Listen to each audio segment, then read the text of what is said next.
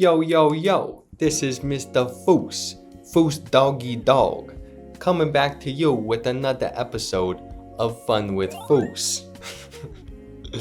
Today, we're going to be doing, that bit was too stupid. I was having issues coming up with a good bit to, to start this episode. One bit I was thinking of doing like an MTV bit. I was like, welcome back to another episode of Fun with Foos. This is my epic crib in Davis Library. And today we're going to do a tour, and I was going to show you guys around the room. What other stupid bit? I think I was going to go, that was another stupid one. I was going to turn, to further the Snoop Dogg bit, I was going to smoke on the, smoke my pen. But I felt like that would be a little inappropriate. So today we are doing homework 7, and I think it's on input demand functions, which are very similar to the other demand functions that we did in consumer theory, but this time they're with L's and K's. So hopping straight, that's not the right button, there you go. And unfortunately, I recorded 10 minutes of content. It was getting a little scrappy. I was having too many issues. I accidentally leaked. I realized that my iMessage was open, and then I just leaked maybe potentially confidential DMs. I was like, this requires too much editing. I was also getting a little raunchy, a little upset. So. But I'm here. We're redoing the take. I love it's like when I have a director. It's like cut, take 2. But kind of in prefacing, input demand is going to be very similar. One major thing for demand functions is that we are going to want stuff in terms of their inputs and their quantity. So if I were asked to find the labor demand function, which I am right now, it should only include W, R, and Q. It should not include K. If you realize that it includes one thing in terms of the other thing, then that's not a demand function. That's the relationship between the two goods. We will, at some point, you will define L in terms of K in this problem. That is one of the important steps in solving input demand functions, but it should not in the final answer have L in terms of K or K in terms of L. If you do, then you needed to go a step further, and I'll show you the steps on how to do that. But yeah, that's kind of the major takeaway. A lot of this is also pretty tedious algebra, so I think the game plan is that I will do the first couple to show you guys the steps, and then it's pretty cut and paste, copy, just do the same stuff over and over.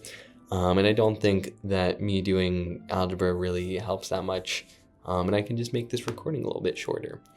So the first step that you're always going to do is MRTS equals to MRT. And you'll notice that we don't actually, we're not given a specific number for these. So the MRT is always just going to be wage over rate. And then our MRTS is pretty standard, just MPL over MPK. So if I were to do MPL, that would be K squared. And that would be what? 2LK, bang. And then if I were to do some cross multiplication, that is the next step of our flow diagram. I introduced this flow diagram in the last video, but we're just gonna really hound down on this to make sure we're locked in. That we're gonna get 2LKW is equal to K squared R, and then I can get rid of the K by dividing 2LW equals KR. Wait, it was KR. Is that is Krypton a real thing, or is that just a Superman thing? I feel like this is something on the periodic table of elements, but I haven't watched Breaking Bad in a while. It's been I'm not tapped into the chemistry game as of late. But importantly, back to the question, we are solving for the labor demand. So whichever one it says to solve for, you want to solve for the opposite one on this step. So I want it to be in terms of K. So I'm going to divide over by R.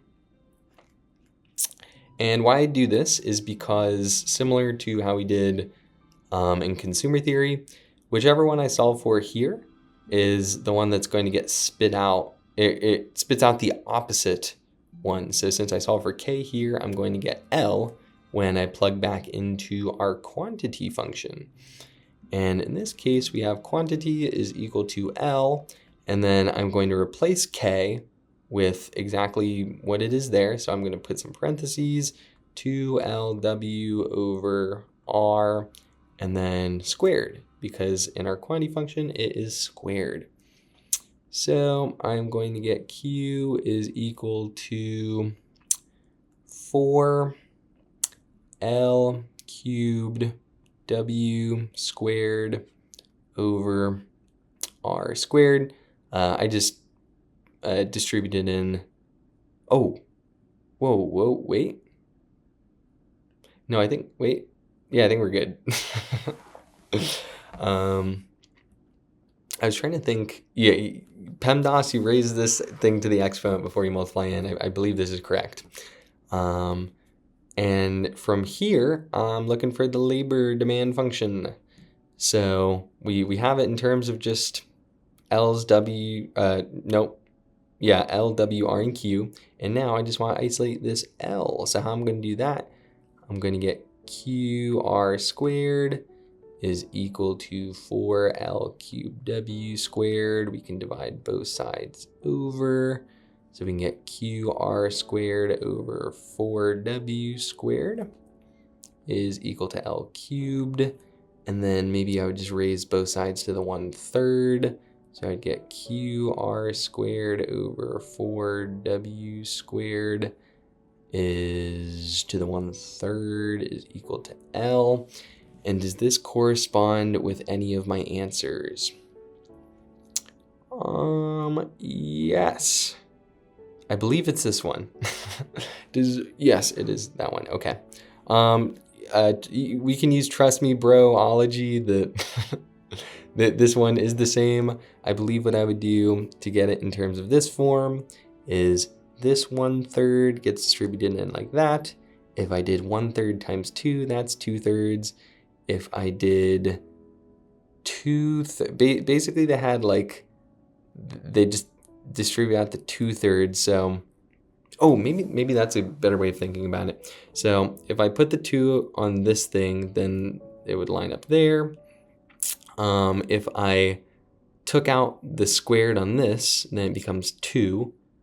And the W squared, I'm going to just like put that into the numerator. Bang. And why this works is like exponent rules, like when you're raising exponents to an exponent, you multiply them together. That's kind of what we're doing. And I think it's pretty smooth sailing, other than, like, I think you might get lost in how to translate this stuff to this stuff. But format for all these questions is MRTS equals to MRT, cross multiply, solve for the other thing, plug back into your quantity production function, and then you should solve for the thingy thing with some algebra. But moving on, we have the same one, but this time it's asking me for my capital demand. So how I would do that is on this step, instead of solving for L, I would solve for, instead of solving for K, I would solve for L. So I would do L is equal to KR over 2W. And then I would plug in the exact same way. So I'd go Q equals KR over 2W. And I think this one might actually be even easier, because remember, I'm plugging into this thing. So I just parentheses, wherever I saw an L, I plugged in.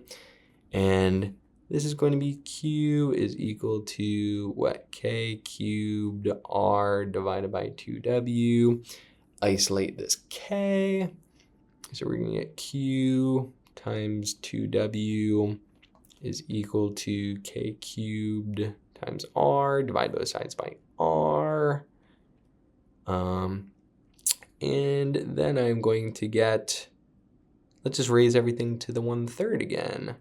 So K is equal to this thing all raised to the 1/3. And maybe that's just directly an answer. Nope, they pull out the Q again. Alrighty. But it should be, is it? The answer is A. So applying that in this Q, they're just pulling it out for some reason. I think actually maybe why they pull it out is because this is a measure of the output and these are your inputs. So maybe that's intuitively why the answer key would pull it out, but algebraically it doesn't really matter. So this gets applied to the 1/3 and everything else is just standard 1/3. Okay, yep. I like that. So assuming, the first thing that jumps out to me, I saw this assuming an interior solution piece. And sometimes I think this is that's just generic wording to tell you, don't think too hard. This isn't like a special weird case and that we're just doing the normal rules. And what is it asking me? What is the firm's demand? I don't know, this is same stuff. Let's see if L, so what would I do here? I would do MPL, which is 1/3 L to the negative 2/3. I would get MPK, which is equal to 1, is equal to the wage over the rate. And we'll get wage is equal to 1/3 L to the negative 2/3 R. And from here, I think it's the same steps. Do not get fooled. Do not get fooled on any, this, we have like a negative exponent here. I guess if you wanted to rewrite this, we could do like wage is equal to 1/3. I guess we could do R over 3L to the 2/3 if you wanted to get fancy with it. But interestingly, we don't have it in terms of K. So we're suspiciously mixing a K here. And what that means is that if I solve for L, then let's think about it. So I want to, I think how I did this in like middle school, high school era is I would just multiply over. So I'd get 3L to the 2/3, W equals R, and then I would get L to the 2/3 equals R over 3W, and then I would raise both to the 3/2. So I'd get this, and I'd get R 3W to the 3/2. I think it's how I would normally cruise through that. Is that one of the answers? L equals R over 3W to the 3/2 is the answer. B. Answer is B. That is, in fact, how I would do it. What is interesting about this problem is that there's no K, so I didn't have to ever plug back into the function, the production function, because we already satisfied our thingy things. That, remember, we're just like, don't do L in terms of K. That is the only thing that would be a disaster. And as long as that's met, like we're cool. So interestingly, it is the same problem, but this time I don't have, so how would I solve for it in terms of, this is an interesting spot. Is it the same function? Yeah, it is. So how am I going to get, I know what they're going to do. So if I wanted to have k in this problem, then the only way I would get k is I would plug it into this production function. Like, I think what I just did in my head was, we didn't have any k when I went through this problem. So where's the k? How would I incorporate a k into this problem? And the k is up here. So what I would do is I would do q equals, and then I would take the thing that we just solved for. So I would write r over 3w to the 3 halves. And I would get plus k.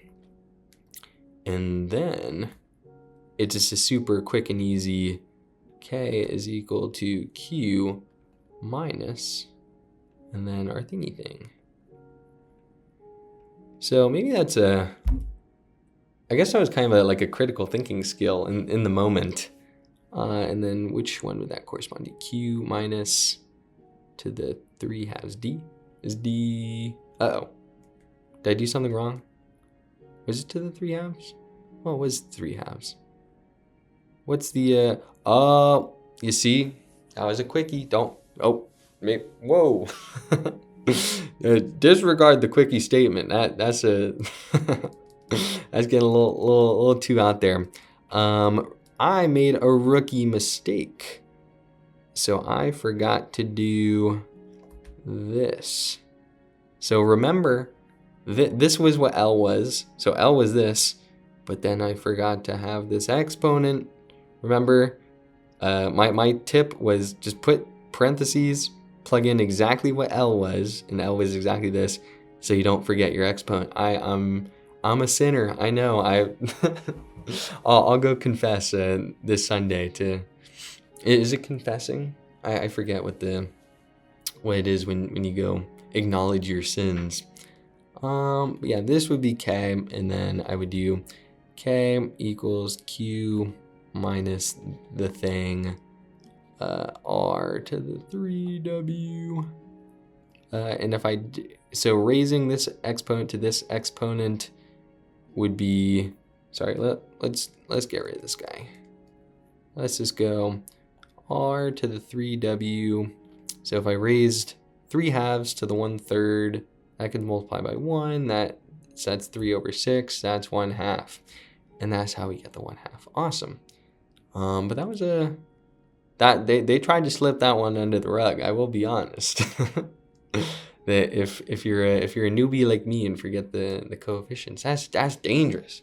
That's dangerous right there. They should put one of those like caution slippery floor signs right in front of that problem. We can get maybe I can just create it myself. We can get maybe I'm not as good at drawing. Me trying to draw, how would I draw that? I guess I need some 3-dimensional action. Maybe if I had if I were drawing it out. But this still, I don't know. And then I would be like, caution. How do I get an exclamation point? Whatever, that's a half-baked. That's my 10-second illustration. Take it or leave it. I don't think it's going in the Louvre, but maybe it's not terrible.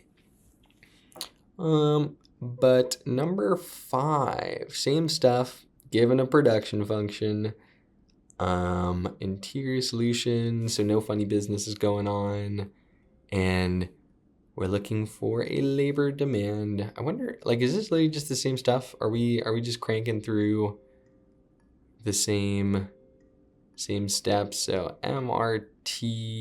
MRTS would be, we'd get MPL dash 2, MPK dash 1/2 K to the negative 1/2. And then that equals wage over rate. And now I take a luxurious sip of the wah. I can tell my lips get a little dry, and then and that's just that's terrible. You can't be having dry lips when you're when you're doing a Fun with Foos episode. So where am I going? I'm cross multiplying this. I'm getting 2r is equal to 1/2 K to the negative 1/2 with a W. I want the labor demand, so it looks like we're plugging in this thing similar to how we did number 4. So I would multiply this thing over by 2. 4R is equal, and then I would divide that by W, and then that's K to the negative 1/2. So I would raise both of these to the negative 2. 4R over W to the negative 2 is equal to K. And from there, I think negative, if I wanted to swap these, I could. So I could go, I believe it is legal play to say that is equal to K. I believe so, but I could be an idiot. I could be stupid. But assuming that is K, then we're going to go Q is equal to 2L. Oh no. Oh brother. Square root of W squared over 16R squared. Hopefully this comes out, otherwise I'm going to be incredibly sad. So I believe if I square root this whole thing, we get W over 4R, I think. I guess probably a better method to do this would have been just to leave it as a negative 2 and then realize that this gets raised to the 1/2. Yeah, I think that would have been the play, but whoa. Maybe no, wait. Yeah, I think we're good. I'm going in circles. I'm starting to hallucinate on my own math. 2L equals Q. But you gotta keep pushing. You can't let yourself gaslight into not knowing basic math. So I'm looking for L here. Q equals minus W over 4R equals 2L.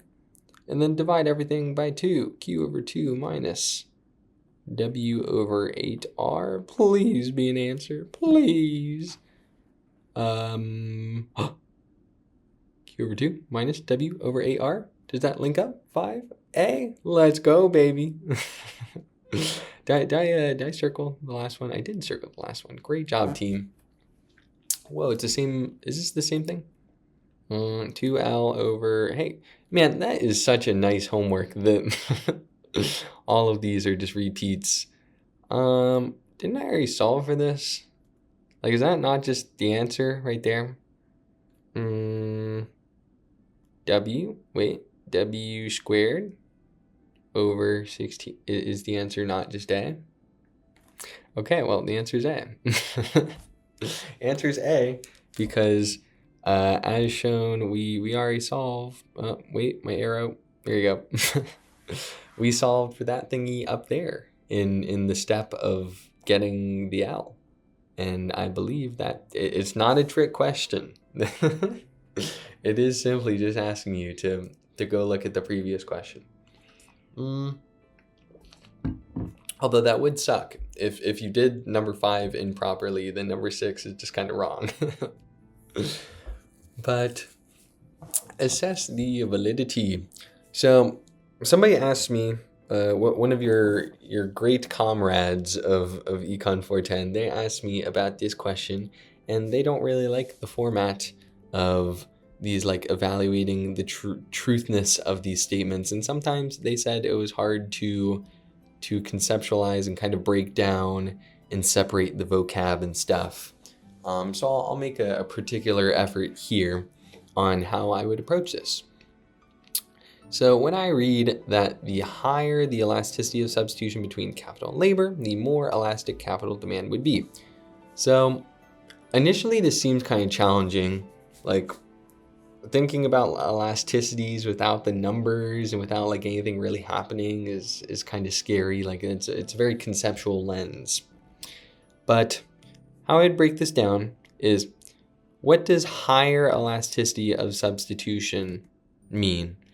That means that I can interchange between capital and labor very easily. That, a small change in my labor will lead to a big change in my capital. Like you can substitute them very easily. That is what I think that matches up. I believe a positive elasticity is what substitutes are if we took like the cross price elasticity equivalent, similar to how we did elasticities from the first half of this class. But even if I wasn't thinking about that, I would just think intuitively I can swap them out. So capital demand, what that would mean is if like elasticity of capital demand just means as the R goes up or down, how much does my K change? So if R went up, I'd get a big thing in capital by having a more elastic capital demand. And this would make sense. I guess I'm kind of running myself in circles, so I want to be clear on this.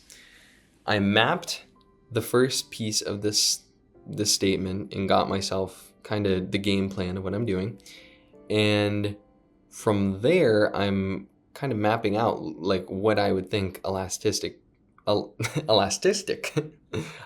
capital demand would look like. So these theories make sense to me because if the rate went up a little, then I would expect K to drop a lot because I could just go get more L. And I think there are many ways you could do this. Some of my tips are, on this one, it says like when graphing a capital demand curve. So like I would literally graph out capital and then I would get your rate. And I would think about how this stuff interacts. I guess in this instance on number 2, when graphing a capital demand curve, the price of labor and output level are both held constant. Oh, wait, I think, do they look like this? Am I holding a quantity? Yeah, I think it would be something like that or something. But the trick on this one is I just made a graph of of what my capital demand curve would look like. And noticeably, do you see the price of labor, aka wage? Do you see wage anywhere in this thing that I just made? No, you don't. And am I moving this quantity up or down? No, I'm not.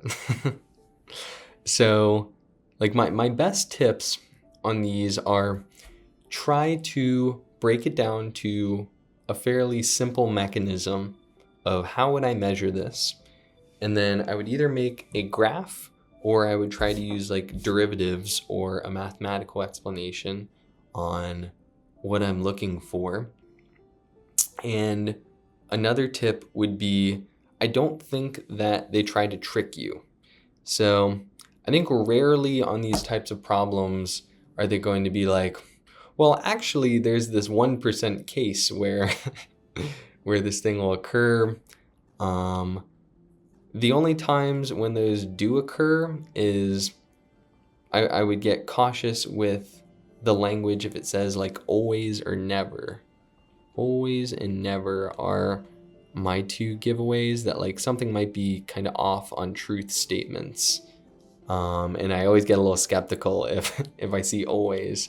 If like, can I think of a counter example where this might not be true, or like, really trying to nail in on that. But I would bet there's a high likelihood that this type of format, I think there's a common format that you'll see on your exam. So I wanted to drive that home. But going back to this, I think, whoa, are we back in I think we're back into bang per buck land. We're analyzing whether or not we want more labor and capital. So we get diminishing marginal rate of, so as we know that's a convex shape of what, when I see this diminishing marginal rate of blah, blah, blah, that corresponds to this graph. It tells us that, oh my gosh, I did it again. I was just explaining in the last episode that I say blah, blah, blah all the time. And then I'm still stuck in the pattern. But that's okay. Sometimes you just gotta submit to, to the world order. Initially, okay. So, I don't know if I have like a super great understanding of, I think how I would explain this is the bang per buck situation was like MPL over your wage and your MPK over your rate. So that's what's asking me like whether or not I want more labor, more of one type of good. And I'm assuming that initially we're like at a good bang per buck, but when stuff changes that, we're going to adjust our output level. And I think I would gravitate toward the solution because I've seen it before. Like I've seen this pattern in just doing these homeworks a good amount of times. But what I would see is the price of capital. So we went from, both are changing. So 15 to 20, and this goes from 45 to 50. And I think what's important here is that 15 to 20 is like a 33% jump. Like that's a very large increase relative to the wage, and our MPL doesn't change. So effectively, labor became like not, like it dramatically lost a good amount of its value, whereas 45 to 50 is what, like 10%-ish, maybe a little more, maybe like 12%. But effectively, this only got like 12% more expensive, and the MPKs didn't change. So if this got 33% bigger, and this got 12% bigger, and our numerators changed, which one's going to be better? So I think you're going to get that your MPK is now a better option, and that you are going to buy more capital and less labor, I think is how I would intuit this problem. And 8 is in fact C. Let's go, baby. I am your, oh wait, no. Give me some sugar. I am your neighbor. I skipped to the punchline too quickly. But sorry. I think I was a little disjoint. Maybe I'll go check out the key on how this was solved. Oh, brother, the handwriting. I know the fella that made this this key, and this is, oh, actually I do really like that. That's a good way of explaining. Whoa, it unmerged my thing. Now I know how we're getting this predicament on my documents disappearing. But I do actually really like how he does it here. So what he does is the MRTS. So he compares the MRTS. He does a slope thing. He does the halfway slope thing that we normally did. So originally, if the slope was, maybe I'll just use his, but the slope increased the MRTS. Oh, brother, wait, maybe I'm fibbing. I'm fibbing, team. The ratio of prices, MRT. So MRT is equal to MRTS. Okay, yeah. So we want to produce where MRT is equal to MRTS. That's our optimality condition. That always holds true.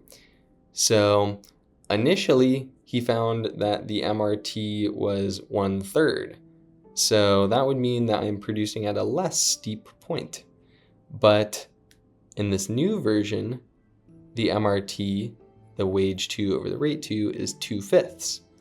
So he goes to over here, and then he notices that the L from L1 to L2 is decreased and K has now increased. And I think it's a different way of thinking about it. Like, I guess we just work through two intuitive methods of how I would do it. Honestly, I kind of like his method more than mine.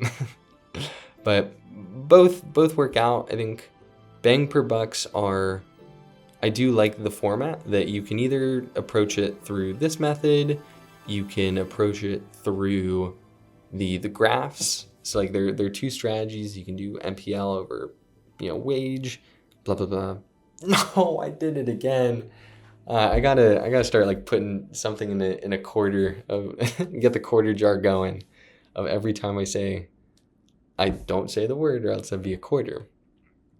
But anytime I make the same patterns, or you can do the midpoint formula that Kai said previously of like, initially we're down here, and then somehow we made our way up there, and then the midpoint is for optimality on like where your bang per buck will end up if they're not currently in check. But those are the two ways I would think about it. So now we have gadgets. I did preview the key on this one, so I'll cut to the chase on one of the awesome things you can do here. So remember, with perfect substitutes, oftentimes you'll find there's like a mismatch in this ratio, and you'll find a corner solution. So like I can produce a gadget with either 1 computer time or 3 clerical times. So 1G is equal to 1 computer, which is K, or I could use 3 L's. But interestingly, the price of a computer is 40 bones, and clerical time is only 10 bones. So the cost to create a gadget with capital would be 40 bucks, and the cost with your labor would be, wait, I might have swapped that. I forget what I just said, but 1 gadget is equal to that. So I would always want to produce the 30 buck version of how I can get to 1 gadget. And sorry, the 1G kind of looks like just like an incomplete 16, but I swear it's 1G, 1 grand, 1 gadget with Mr. Inspector Gadget. I could put a little, does he wear a sleuth hat? I feel like he wears like a Sherlock Holmes hat, and then he has like some, like a coat full of little gadgets that he pulls from. But this would tell me that I am only going to be using labor stuff. And that would mean that labor quantity is just immediately directly related to labor. Like we are only using labor to get to my quantity. So quantity was just equal to what I have. I had like 3K plus L or something, but we figured out that these are stupid. No, wait. Yeah, that's why. So it would be 1/3 L. So what I just did there was it took, so 1 gadget was one hour or 3 additional hours. So I would need 3 additional hours of labor. So if I plugged in 3 here, we'd get 1 gadget, which is how I did that. And sorry, I'm going a little fast, but if I plugged in 3 here, 3 hours of clerical time, then it would get multiplied by the 1/3, and then I would get Q is equal to 1. When I plug in 3, I would get 1, which is what it's described in the problem. So then we just described that this is stupid. And then I would just multiply over to get L is equal to 3Q. Okay, there you go. And we would get B. Is B the answer? Yes, B is the answer. And since we get a layup on this one, so I just told you that we don't buy K. You never buy it for 40 if you can buy it for 30. So the demand function for K is just 0. It's never buy K. How it could change is, I think you'll probably see that a good amount, honestly, with perfect substitutes, that like you'll get a corner solution, you only buy one good. But typically this would not happen, because as you bought more or less of K and L, then it swaps like the ratios and the prices and or I guess the relative bang per buck of each, and then you're going to get a function.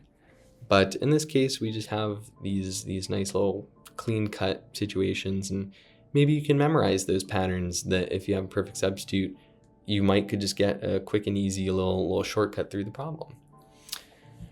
And now onto this long form. I recall this long form being tricky and people didn't really like it, so I'll go through, look at some vocab, and then we can break down what the key says. So we have a fixed proportion. Does that mean each unit? Okay, so that means that we have a perfect complement. Then I need to have both. The price, okay. So when I have perfect complements, I think that means I have like a min function.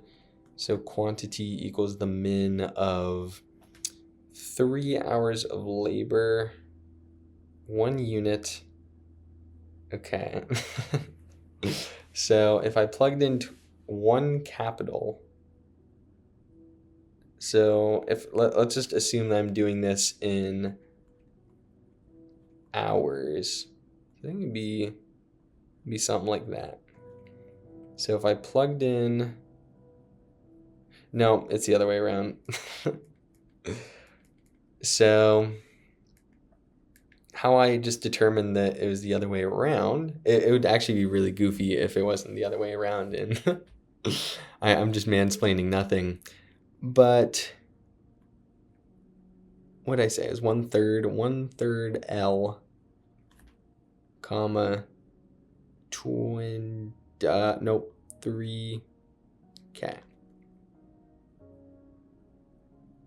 Yes. So assuming that, we're measuring each in hours, then if I plugged in 1K right here, I did 1 hour of capital, then I would expect my Q equal to 3. And if I did my labor equal to 3, then it would get coefficient on 1/3, and then we get that over there. So I would get that, and then what do you do from there? I think you normally set up like 1/3 L is equal to 3K or something, maybe, possibly. Is that normally how they do it? 1/3 L is equal to 3K. Yeah, you take this thing, and then you probably, I would just scoot that over. So I'd get like 9K, and then I would plug into, actually, how do you plug that in? Oh, that's fancy pants. So I'm kind of unfamiliar with, personally, this feels a little new or a little novel. So, quantity is equal. That's kind of cool. So I believe what I'm parsing through here, what I'm understanding, is that in order to get any amount of Q, like I need to have 1/3 L and I need to have 3K. It's like all this stuff is equal. And then you could just multiply that over, and then multiply or divide that over, and then you'll get these demand functions. That's pretty cool. I think that's a pretty niche application of demand functions for perfect complements, but I believe that that should be like pretty replicable. That is going to be the pattern every time. So if you just commit that to memory, then I think you'd be set. And I did see, I remember working on this one during our help session. They're held on Monday and Tuesday from 5:30 to 7:30 in Gardner 308 or something. Gardner 3rd floor. You can come by and get some help. But I do recall this one, we had a big ULA debate on how to do this. So if you decreased the price of capital, then I don't think that really changes. Yeah, so like our quantity is staying the same. And so how I would graph that is I would make sure that my Q stays the same. So shifting from this indifference curve, so I can now afford more K because it got cheaper. So this intercept is farther out, and then I still just want to intercept at this vertex here. So that is why we're shifting downward, similar to Trash Man, the nightly Trash Man. That we went over in the last video why you shift this back in. Previously we were shifting to a higher indifference curve, and now we're shifting to a lower budget. I think that's what's occurring here. And so I'm kind of like, I don't have a super awesome way of explaining this. I think the key does a decent job. But what is this graph? What would this graph correspond to?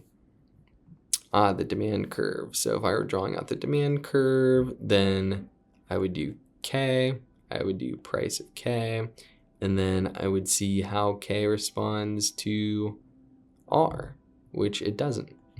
So that's why it's vertical, is for any level of R, if I chose, R down here, or if I chose R up here, then I still need to produce the same amount of capital. And why that makes sense is because we just said that they're fixed proportion.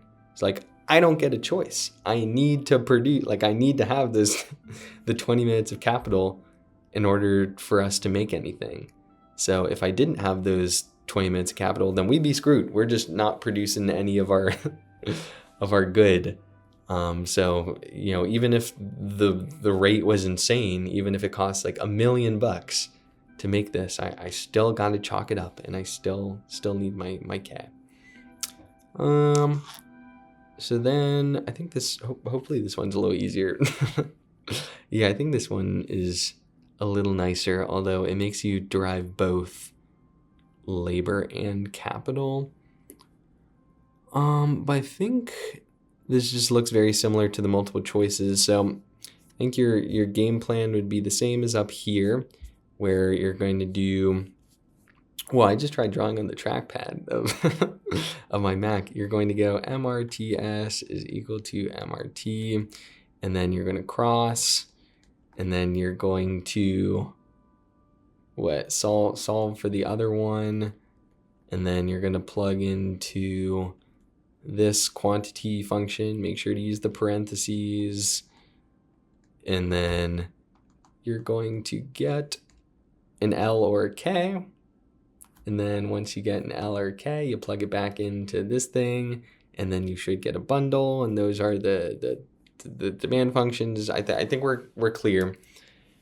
Does labor follow the law of demand? Whoa, that's interesting. I think that's all that's asking is asking you to see law of demand says that this should be downward sloping or something, right? Right, that's the core of a what is that, wage? So what I would do is, how I would get this is labor is going to be equal to something, presumably in terms of this. So what I would want to see is that as this went down, this should go up, whatever it is. And I guess we can go look at that right now. Whoa, holy moly, holy schmoly. Wait, why are there two equations? What is this? Why do you do it multiple ways? Alternative method of solving. What is this cornball? Oh, okay. That was I think the difference between this one is they just like started from the top and redid the steps to solve for the other one and plug in. Whereas on this one, they just directly took this thing and then they plugged it in wherever they found a K and whatever, like, I think they just plugged it in there, maybe, possibly, is the two methods of solving. But assuming that this is correct, assuming that this is what you would get, we go back to what I just said. So as my wage goes down, my labor should go up. Oh man, what is happening here? So as this goes down, then the denominator goes down. And then if the denominator goes down, then this thing goes up. Ta-da! That's all you need to know. And then we have, we mentioned substitutes, complements, and unrelated previously. So what I would do is I would take the labor and then I would look at rate, DL, DR, and then I would do DK. No, wait, yes, DW. And if they were substitutes, then substitutes would mean that, I have a better way of writing this. Substitutes, comp. So if they're substitutes, then as the rate goes up, I would get more labor. So that would be positive and that would be positive. And then complements would mean as the rate went up, I buy less labor, I guess, maybe, possibly. Uh-oh. I'm running myself in the circle. But I think that's correct, is that complements are negative and substitutes are positive. But let's go check out. And unrelated would be when you plug it in, it does not have any impact. So they did do this. They got positive and positive. Yes, they do get positive. And why would that be the case? I'm probably an idiot because it's 1 a.m. on why negative complement. So if rate went up, then L goes down. Oh, wait, I think that would make sense because I'm buying less K. Yeah. So like if L and K were supposed to go together and the rate went up, then I could buy less K. And since they're a bundle, they go together, then I would also buy less L. Okay, that's awesome. I figured it out. But yeah, I think that's everything. I don't even believe there was a help sheet. So in recap, this homework was about this. Where did I put it? Did I put the steps somewhere. I just wrote out the steps. This stuff. Okay, so apply these common formulaic steps. It's very, you will definitely see these steps. Just as you had demand functions on the first exam, I can assure you, you will have a demand function on the second exam, and is going to be same steps, MRTS, MRT. Solve for one of the things in terms of the other thing. Go plug it in the queue. Make sure that you don't forget that stuff as I normally do. And what else did we do? We just did kind of conceptualizing like the substitutes, complements, that type of stuff. Maybe I would commit some of these patterns to memory. But I think just by doing the homeworks and having a good understanding that you should have a good toolkit to approach anything you might find on the exam. But with that, I think we're cool. I think we're chilling. What was the time on that? 54 minutes, even quicker than the last. Uh-oh. That was not what I wanted to have happen. Are we, no, okay. What's my Polish word of the day? I don't have, I forget if I have included this word in a Polish word of the day. But there are these things, jagodzianki, in which you can get in Poland, and hopefully I didn't make this an earlier Polish word of the day, but if I did, sorry for repeating. But they have these special things in summer. You can go get them. They're quite tasty. You have these like special types of blueberries that they get out of the forest. They're kind of small. They're special. They're a Polish delicacy, and you can get your borówki. I forget what they're called. They're called like jagoda. I think they're called jagoda, the special blueberries. And yeah, so that's your Polish word of the day. A little bit of culture, hopefully not a repeat of bit of culture. But it's too tired. I don't know what we've been doing anymore. Okay, I'm just a fella. I'm struggling too. I commit the same. Where am I going? I don't know. I'm lost. I'm like a small child in Walmart. I remember one of my earliest core memories is I was in the electronics section in a Walmart, and then my mom, I think, just went to like go do the grocery shopping or something at this Walmart, and she just kind of abandoned me for some reason for like 20 minutes. And then I started freaking out because I was like, did my mom just abandon me? Did she forget about me? Did she go check out and just leave me? But no, eventually she came back. So I feel like a little small child lost in Walmart. But hopefully you gained something. Probably not, to be honest. I'm becoming a little cynical on education as a whole. I'm at a crossroads as to like why even do this? Why do you guys even care about higher education? Personally, I'm skeptical on college in general, and maybe you're like, man, I just want to get an A on on this exam. But I do truly wish that you guys can gain something from enjoying doing algebra. I think it's just like it's a fun brain teaser. At the worst case scenario, I think algebra is a fun brain teaser that makes, when it all works out, it makes me feel okay. It's kind of like watching like a little satisfying TikTok compilation. That all works out, it all checks out with your intuition, and then you feel a little bit smarter. But I'm mega rambling. I could save 3 minutes on this recording, but I will not hold you to the hour mark. Thanks so much for watching, and I'll see you guys on the next episode of Fun with Foos. Bye bye.